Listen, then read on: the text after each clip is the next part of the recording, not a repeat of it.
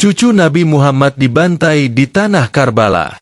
Bukan oleh musuh dari luar Islam, tapi oleh tangan-tangan yang mengaku Muslim.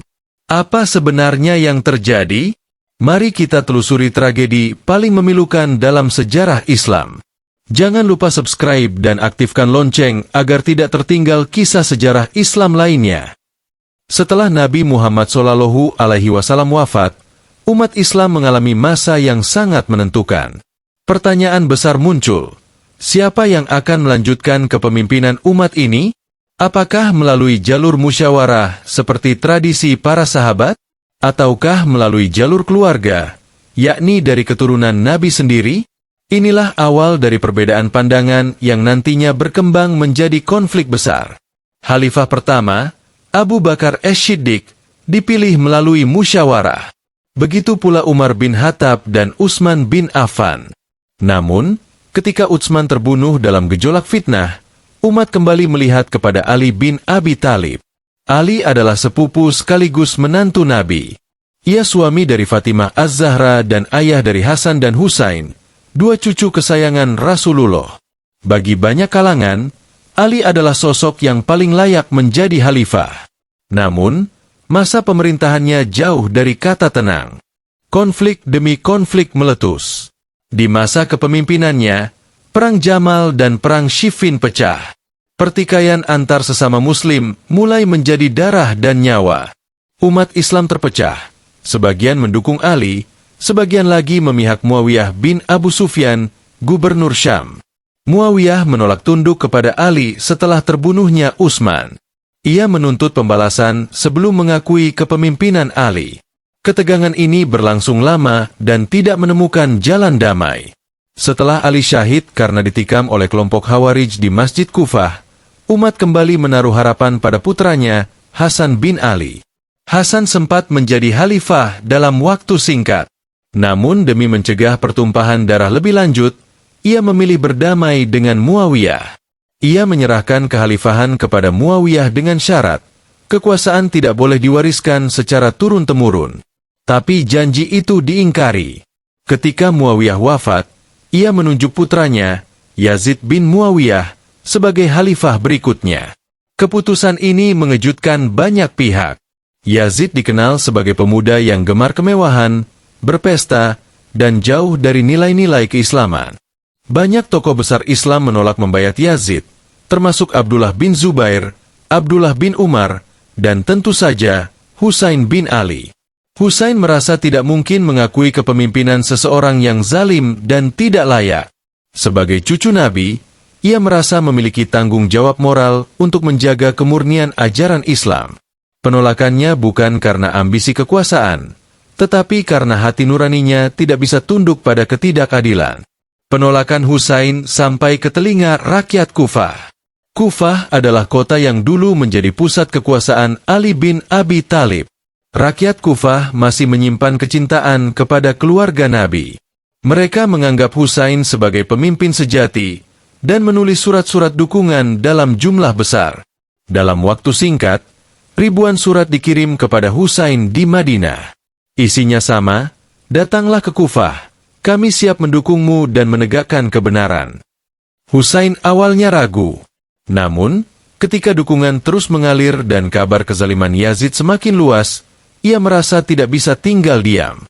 Ia mengutus sepupunya, Muslim bin Aqil, ke Kufah untuk memastikan situasi. Muslim bin Aqil tiba di Kufah dan disambut meriah oleh rakyat. Banyak yang membayatnya atas nama Husain. Melihat kondisi ini, Muslim mengirim kabar kepada Husain, "Datanglah, situasi di sini mendukung." Namun, situasi berubah drastis. Gubernur Kufah yang sebelumnya lemah digantikan oleh Ubaidillah bin Ziyad, orang kepercayaan Yazid. Ia menebar teror, menangkap pendukung Husain, dan membunuh Muslim bin Aqil secara keji. Kabar kematian Muslim tidak segera sampai ke Husain. Ia dan rombongannya, sekitar 72 orang, terdiri dari keluarga, anak-anak, dan sahabat, sudah terlanjur meninggalkan Mekah menuju Kufah. Sebelum berangkat, banyak sahabat menasihati Husain agar tidak pergi. Mereka tahu, Kufah bukan kota yang bisa dipercaya. Namun Husain tetap berangkat, bukan karena mengejar tahta, tapi karena merasa bertanggung jawab terhadap janji yang telah diberikan umat. Ia tidak ingin menolak harapan umat yang tertindas. Di tengah perjalanan, Husain mulai mendengar kabar bahwa Muslim bin Aqil telah gugur. Ia mulai menyadari bahwa dukungan di Kufah menguap karena tekanan kekuasaan. Namun ia tidak berbalik arah. Ia melanjutkan perjalanan dengan harapan masih bisa berdialog dan menghindari peperangan. Di saat yang sama, Yazid mengerahkan pasukan besar untuk menghadang Husain. Mereka tidak ingin Husain tiba di Kufah, apalagi mendapat dukungan rakyat.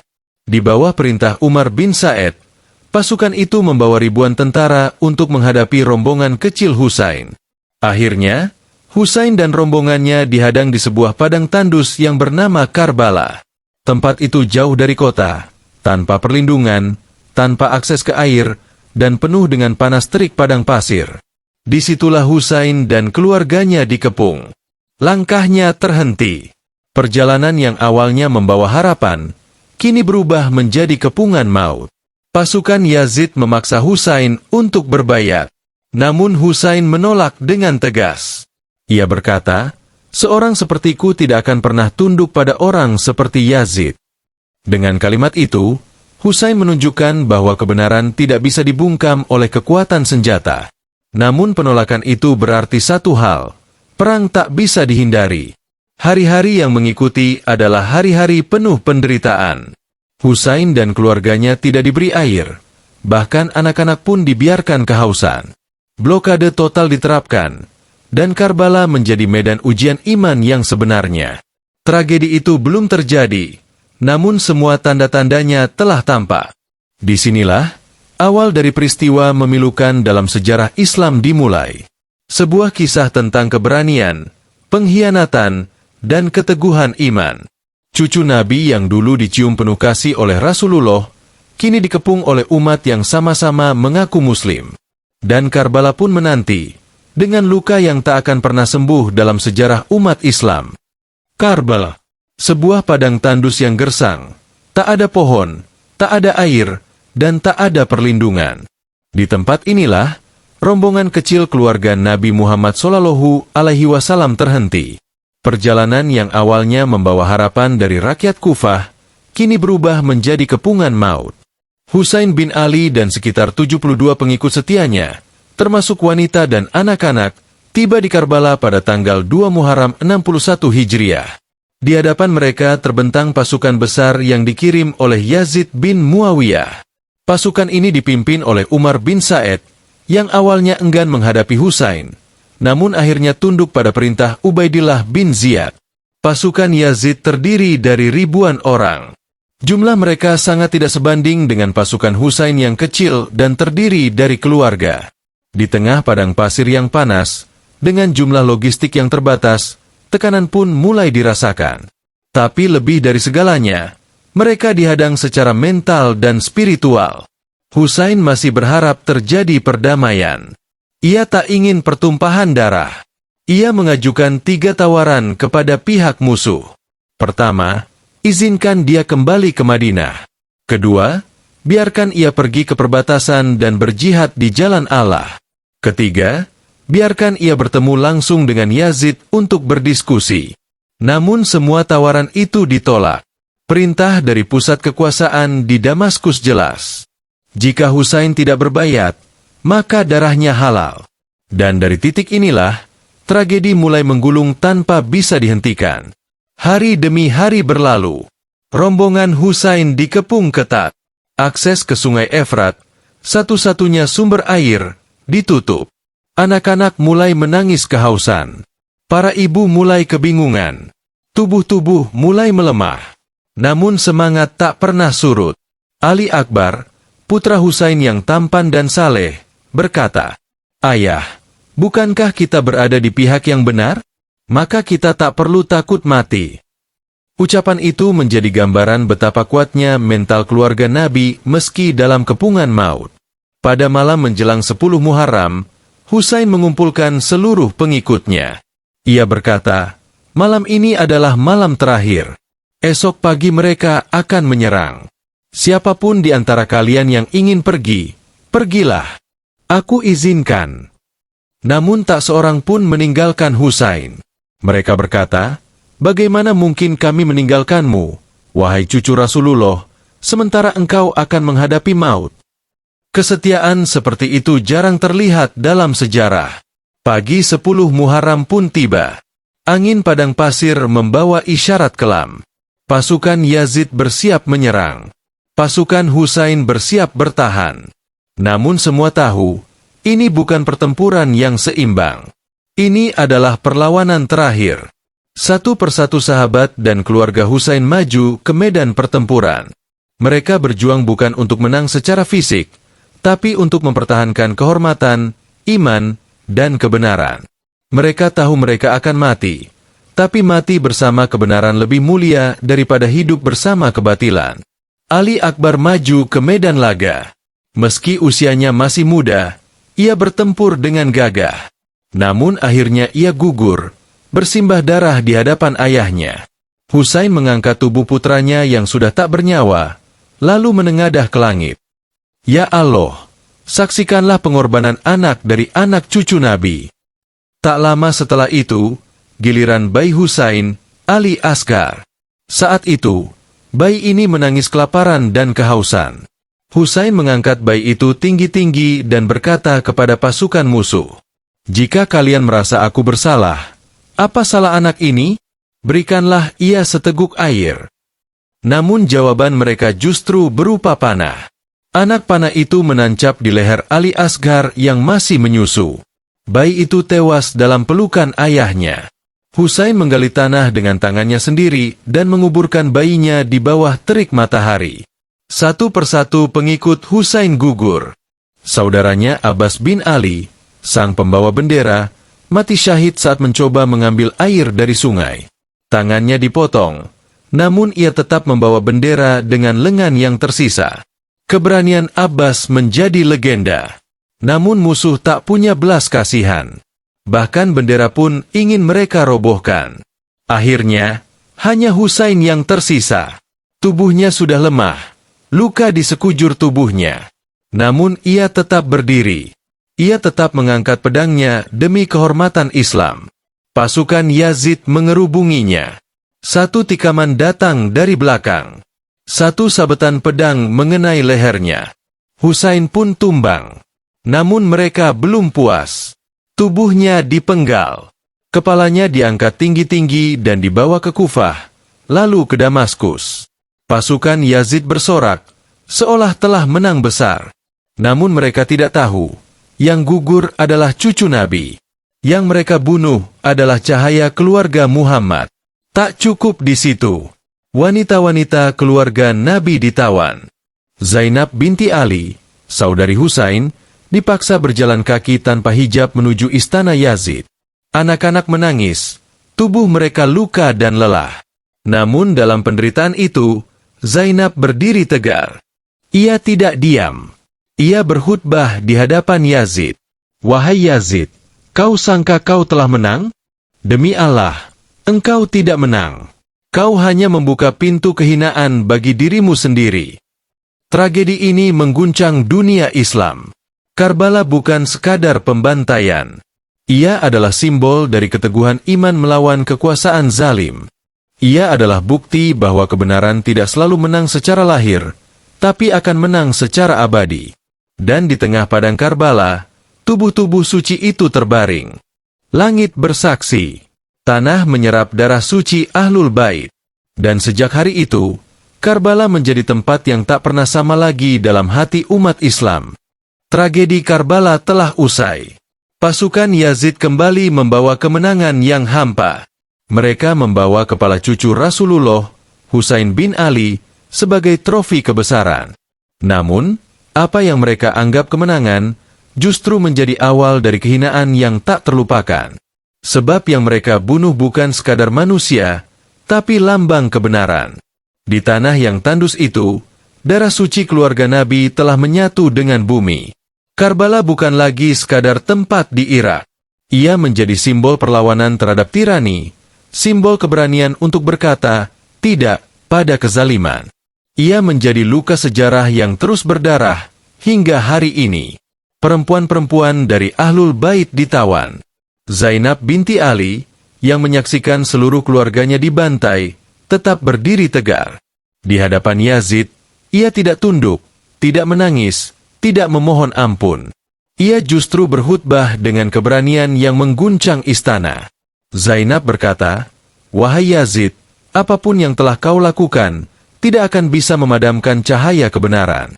Engkau telah membunuh Husain, tapi engkau tidak akan pernah mampu membunuh ajaran Nabi Muhammad." Kata-katanya membekas, dan menjadi bara semangat bagi generasi setelahnya. Sejak saat itu, peringatan tragedi Karbala menjadi tonggak penting dalam sejarah Islam. Bagi umat Syiah, Hari Asyura diperingati setiap tahun dengan penuh duka. Tangisan, doa, dan syair-syair kesedihan mengisi setiap jalan dan masjid. Namun bukan hanya kesedihan yang mereka kenang, tapi juga semangat perjuangan. Bagi umat Sunni, Karbala tetap menjadi pelajaran berharga, bahwa dalam sejarah Islam, tidak semua yang mengaku pemimpin adalah orang yang benar. Bahwa darah suci bisa tumpah jika umat abai terhadap kebenaran. Banyak ulama besar dari berbagai mazhab sepakat, Karbala adalah titik hitam dalam sejarah umat Islam. Dan mengenangnya bukanlah bid'ah, tapi kewajiban moral untuk tidak membiarkan kezaliman kembali terulang. Kisah Husain bukan hanya tentang kematian. Ia adalah tentang kehidupan yang berarti. Tentang keberanian untuk berdiri tegak ketika semua orang memilih diam. Tentang memilih jalan terjal demi mempertahankan prinsip. Imam Husain berkata sebelum gugur, "Jika agama Muhammad tidak bisa hidup kecuali dengan kematianku, maka wahai pedang, sambutlah aku." Ucapan ini menunjukkan bahwa yang beliau perjuangkan bukan tahta, bukan kekuasaan, tapi nilai. Nilai keadilan. Nilai kebenaran. Nilai tauhid. Husain telah wafat, tapi namanya hidup di setiap hati yang mencintai keadilan. Ia menjadi teladan perjuangan bukan hanya bagi Muslim, tapi juga bagi mereka yang mencari makna keberanian. Tokoh-tokoh dunia seperti Mahatma Gandhi pun mengakui, "Aku belajar dari Husain, bagaimana menjadi tertindas namun menang." Begitu pula Nelson Mandela yang terinspirasi dari prinsip Husain dalam menolak tunduk pada kekuasaan zalim. Karbala melampaui batas agama, waktu, dan bangsa. Hari ini, saat dunia kembali diliputi ketidakadilan, saat kebenaran dibungkam dan kebaikan dikucilkan, nama Husain kembali disebut. Semangat Karbala kembali hidup. Kita hidup di zaman di mana kezaliman tak lagi memakai pedang, tapi kebohongan. Kita hidup di masa di mana kebenaran bisa disingkirkan oleh propaganda. Namun Karbala mengajarkan kita satu hal. Kebenaran, walau terluka, akan tetap hidup. Zainab, yang berdiri di tengah istana musuh, adalah bukti bahwa perempuan juga memiliki peran dalam menjaga cahaya Islam. Ia tidak membalas dengan senjata, tapi dengan keberanian dan kata-kata. Dan hari ini, banyak perempuan di seluruh dunia terinspirasi darinya. Husain mengajarkan kita bahwa jumlah bukan segalanya. Walau hanya 72 orang melawan ribuan, mereka tetap berdiri tegak. Sebab yang bersamanya adalah kebenaran, dan yang melawannya adalah kekuasaan yang keji. Karbala juga mengajarkan bahwa diamnya umat saat kebenaran ditindas adalah bagian dari kezaliman itu sendiri. Jika kita tidak bersuara saat keadilan diinjak, maka kita pun bagian dari tragedi. Maka dari itu, mengenang Karbala adalah mengenang keberanian. Mengenang Husain adalah menyalakan kembali nurani. Di dunia yang semakin dingin terhadap penderitaan manusia, Karbala hadir sebagai api yang menghangatkan jiwa. Sebagai pengingat bahwa iman yang sejati akan diuji, dan hanya yang teguh akan menang. Kini, setiap 10 Muharram, umat Islam di berbagai belahan dunia meneteskan air mata. Bukan karena lemah, tapi karena cinta. Cinta pada keluarga Nabi. Cinta pada kebenaran yang telah dibayar dengan darah. Dan di akhir kisah ini, pertanyaan penting tertinggal untuk kita semua. Jika Husain hidup hari ini, di pihak mana kita berdiri? Di pihak yang membela kebenaran? Atau di pihak yang diam saat kezaliman berkuasa? Sebab Karbala tidak selesai di padang pasir Irak. Karbala terus hidup dalam hati setiap orang yang berani menolak tunduk pada kebatilan. Karbala bukan sekadar sejarah. Itu adalah cermin untuk melihat apakah kita masih setia pada nilai-nilai Nabi Muhammad atau malah membiarkannya dibantai oleh kezaliman modern. Jangan lupa like, share, dan subscribe agar semakin banyak yang mengenal sejarah yang terlupakan ini. Sampai jumpa di video selanjutnya.